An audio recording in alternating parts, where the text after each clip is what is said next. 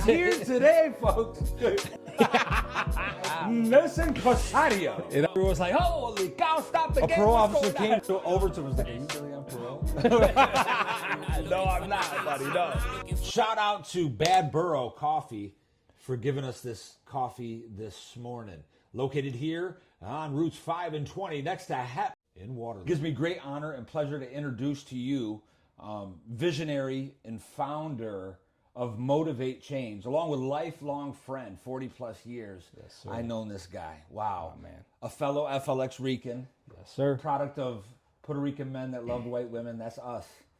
The highest concentration of us in the world is here in the Finger Lakes, right between Buffalo and Syracuse. Here we are. With that said, Motivate Change, man. Yes, so that's sir. two powerful, strong words that I. So let's talk about that. Motivate. What does motivate mean to you? Well, I go by the mission of this, Mike. It's Motivate Change is more than a brand. It's a movement. Because we're all created and designed to do something. You know what I mean? We have to move, face challenges, adversity in life. I like that. And that's kind of reflective of the Michael Joseph Crespo I know. Yeah. You know, back to the first grade and profession of faith. I'm Michael Joseph and I'm Michael Angel and we love the Lord. And here we are as fathers. You got some attire here that's available. Yeah. Other than coming in here to the barbershop, we'll have some things that we'll have available for your purchase, but how can they get some customized gear? Yeah, I mean, you can go online, Motivate Change Shop, follow us on Instagram. This is another shirt right here, Be the Light, you know what I mean? And in darkness and whatever you're going through, you always got to find the light. The light is always shining somewhere. That's what this is all about, is even in your darkest moment, darkest split second, you're going to see the light. You have to find it. Another thing here, I matter, you matter, we matter. That's just giving an understanding to know that no matter what you're going through, it's okay, you will be okay. You know, and just find that person, talk, connect. And the apparel is really about, as I told you, Mike, is just speaking, talking. You know what I mean? Putting your feelings on apparel. You know, everybody sees what you're wearing and they're like, oh, New York Yankees or the Raiders or the Lakers, and you like this, you like that. How about let's talk about life? Let's talk about how you're doing in this moment. You know what I mean? Let's figure out what's going on. Let's walk away. You feel good, I feel good. It's not about me. It's about all of us. You know what I mean? I want to inspire the world and have people just feel better about themselves when they're walking away. I like that. And again, I know you're motivating me to continue to change, because change is an ongoing process. You know, and once we get to that place where we say, I've made it, I'm good, I'm there, I think you've lost everything you've achieved along the way. You know, and in the Greek, the word perfection means maturity.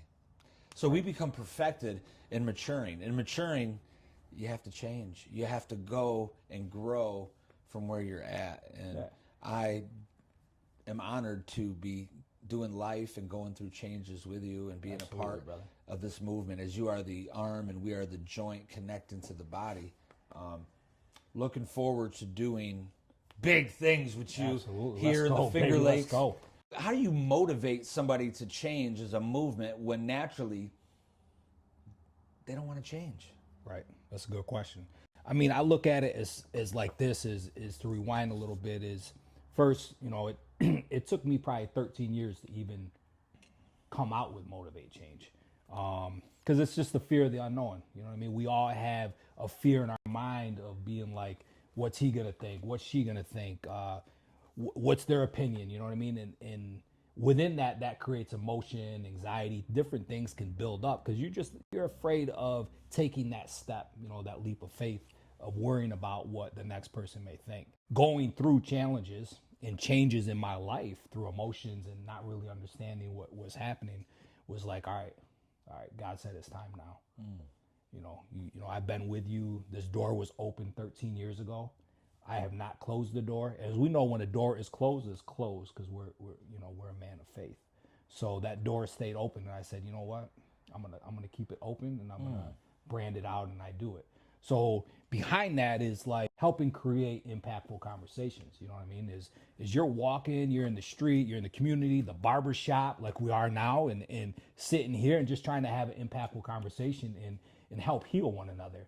So Yeah. if we can do it, we can do that for strangers. You know, Yeah. Mike. You know, we talk about it many times. Is that To the that's what we're least of thee. called to do? Yeah, to the least of thee you do unto to he. And again, folks, here at the Faded Shaves Barbershop and Podcast, we are a sanctuary.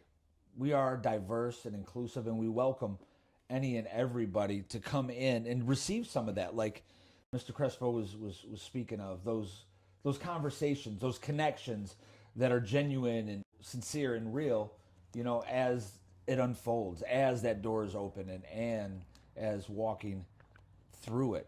Our doors are open, folks, for change, for growth, for haircuts. This is a movement. It's not just a brand. We're not just here to get the bucks. I mean, the bucks will come. I think when you have creativity, you have loyalty, you have efficiency, hard work, commitment, and dedication from a team, the money chases you. Right. And now and that's where we get the currency definition from, the current, the flow, where it goes. And right now it looks like it's going abroad, my brother. And you've definitely motivated me to change over the years, even indirectly. You know, just thinking back one time we were getting off the thruway, you know, you were going to work at Foot Locker and I was going into the hood to cop and make connections. And I kind of had a sense of like, oh, look at this guy. Look what he's doing. Look where I'm going. And then years later, the tape of life play out and I come and work for you in the YAP program. And you allow me to come back and serve a community that I had damaged and kind of abandoned at a young age, and did it with a way of just passion and love. There was definitely accountability and challenge, but there was also encouragement, man. Yeah. And I think that for me was my biggest experience with you, you know, throughout our 40 years is you motivated me to change in a way that was beneficial to my home, my family, and to the people that I was working with, whose parents as a kid I wasn't allowed to play with, you know, because I was that kid, man. And I think it's just an essence of who you are, and at this time how you're just putting it to brand. I think that's where these battles are taking place. We need to come together and walk in our God-given skills, talents, and abilities, and go to the marketplace and compete. Yeah. You know, let our daddy be known. Let the heart of who we serve be revealed, without even having to mention his name and preach to people, to reach them and to grab them and connect with them and inspire them. Right. And motivate them to change, you know, and to be a part of the body that is collectively going out there together. So I just, again, I'm honored to have you here today as just a guest, a mentor, a brother, a friend, you know, a co-connection, and just servant of, you know, the living God. And again, folks, we're really not trying to be preachy like that at all through all of this, but we gotta be real. Yeah. And just give props where props are due. And folks, he's here again. We got him. It's Shorty. He's not out on parole. He's not on the run, but he's out on bail. He is innocent until proven guilty. Yeah, buddy. And you nailed something there too, Mike, is that you know, we all live in this, and we've talked about it, you know, many times, is the fear of the unknown, the fear of missing out, and thinking that we have to carry this portfolio of, you know, pretending that we're somebody we're not. It's almost like for many years in life, and we talked about this, is people wear these masks and they just hide behind the mask of this is who I present myself to be, this is who I am, but that's not really who God created you to be.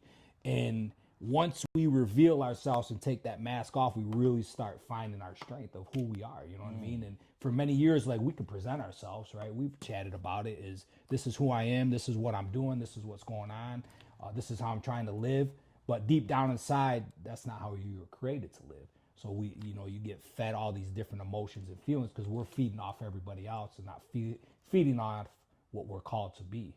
You know what I mean? I think through this and this barbershop and this podcast that you're doing, I just think it's great to give people an opportunity to really speak at free will to try to, so we could try to inspire and impact people to say, you know what, man, maybe they're onto something. That's not what I'm called to do. Maybe this is what I'm called to do. Let me try that. Let me try to get a barbershop. Let me try to get a clothing line. Let me try to do that. Yes. And a beautiful story, you know, from the building to the pole on the wall are very representative of moments and times in the journey, my journey.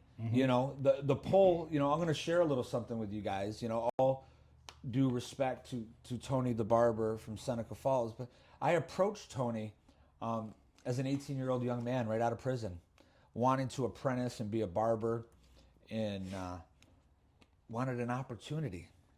I was quickly realized that, you know, that wasn't going to happen there, and so I continued on, even to the point where when my younger sister Tanya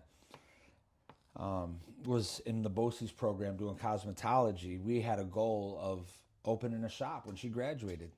Braided fades. Braids and fades, rather. Braids and fades. And she died at 16 years old, and that never realized.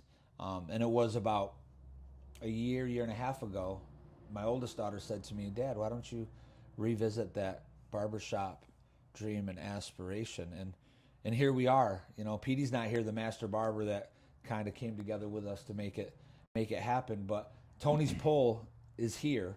And to me, it's just representative of a point in time where an opportunity was denied. But I had to press on and go forward to where we are today. And ultimately, out of generosity and you know, compassion, we acquired that pole from his wife and daughter. That's amazing. It's deep. The shop. I approached this man many years ago, again, as a person out of prison, asking for an opportunity to learn how to sell. I knew how to sell things that weren't legal. I wanted to learn how to sell things that were legal. And came through, and kind of that opportunity never happened. But I now am in possession of what he once had.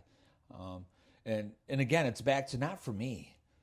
None of this is about Mike Crespo or Mike Ruiz. No. It's about what is happening and being done through us, our call, our purpose, our mission, our coming together. And I think through opportunity, right? Everyone, I don't care what you look like, what you talk like, what you identify as, you are still a living, breathing soul and have a purpose in this world. Absolutely. And I'm just, you know, I'm glad to be working with you on being that place of refuge for those to have some opportunity and abroad. It's our time to shine. You know, we were created, I believe, perfectly in design, because, you know, our Creator makes no mistakes. No. There's no accidents, there's no chances or coincidences. It is all orchestrated with a bigger purpose and plan. And for us to be a little bit of everybody, I think we really are. If you understand the Puerto Rican makeup and how the African and the Native and the European blood is intermixed with that, and for us to kind of be, you know, created in that way, it's with a purpose. Absolutely. To reach all walks of life, all types of people. And that's what this movement seems to be all about. From a natural form, just being you. That's it. Not going out there trying to just like fabricate and present something that is not. No, because I think, Mike, that just, when you do those things, and we had talked about that earlier, then you start developing things that you don't want. You know what I mean? You want the unwanted. When we try to do things that we present with that we're not, you know, we're going to get unwanted things. Whether it's people that are walking in and just piling things upon you, it's like, whoa, you know what I mean? And now we're trying to move in the direction, you know, like with what you're doing, you know what I mean? And surrounding yourself around people that are uplifting you, because we have to be uplifted too. Yes. I mean, we can't always be the uplifters. We got to be uplifted. And how do you, where does your source for that? Where do you go to get lifted? Man, sitting right here at the shop with you, I feel inspired, uplifted, having a natural conversation that's organic. Yeah. You know? And grassroots. Yeah, I like it. Yeah. Organic and grassroots, baby. Yeah, baby. That's it. That's collectively growing together. And now sometimes during change, as you're changing, and folks around you are used to you a certain way, as you change, the relationship, absolutely, the connection can change. So how do you deal with, you know, the responses and results you get from others while going through your change? What I think is that everybody wants to change. I just think they're waiting for that person to show the change. You know what I mean? We start acting a certain way. I feel like if you're in a crowd of 5 people and you're being genuine how we are, we're being hype, baby. Yeah, this is what we're about. We're energetic. You know, this is what we want. This is what we want to engage upon, this and that. Some people might be standoffish with that. One person might start to linger and be like, oh, man, I'm glad you just did that because now you just motivated me. I think a lot of people want that. They're just afraid of that. Right. The next man may think. Right. Maybe let me word it this way. As you're changing and those around you are used to you a certain way. Because sometimes, I think we're kind of getting into some healthy boundary type of stuff. Like where as you're going through your change, your maturity, your perfecting process, there's resistance. Absolutely. There's abrasions that kind of scuff you along the way. What is one way you have found to kind of deal with some of that as you're going through your change? I've learned that I can love them still. Still love but them. I have to love them from a distance. So love from a distance. I have And to that's love them okay. From a distance. Right. Yeah. Wow. What does love from a distance look like? Man, it could be a block away or a phone call away. You know what I mean? It could be, just, the circle. You know how people have certain circles and this and that. It's just like, you know what? Hey, I love you, but this is where I'm going, my dude. This is what I'm trying to do. It's either you accept it or you don't accept it, but I got to go this way. And sometimes you got to be motivated. And I was brave enough to say that. To say that, right? Because you're not I know you, in media, I don't like to say no. And right. Everybody loves you, right? You're the good guy as long as you say yes. Yes. As soon as you start saying no, you're going to get some resistance. Oh, yeah. You're going to get some people saying things to you that are not true, but yet hit you. And it's the ones closest to you that say these things that hit you the hardest, that penetrate and hit inside. And I know for me, in those places, sometimes even in my deepest, darkest moments, the ones closest to me still, I don't know if deliberately, accidentally, but still literally hurt me. But in that place, I had to listen to another voice because there's always these voices of doubt, of worry, of fear, of concern. But then there's that voice of inspiration, encouragement, embracement, and love, and to learn to listen to that voice in the moments of adversity when you're going through your change is what has continued to motivate, me to change, because I realize other people's reality of me and of themselves is not necessarily my reality. And we're allowed to embrace and hold our own reality, and that's the reality of us being real to one another, like you said. Thank you again, man, for motivating us to change, doing what you do, prison, reform, re-entry, working with families and kids, the abused, the outcast, the rejected, the neglected, have always been accepted in your presence, man.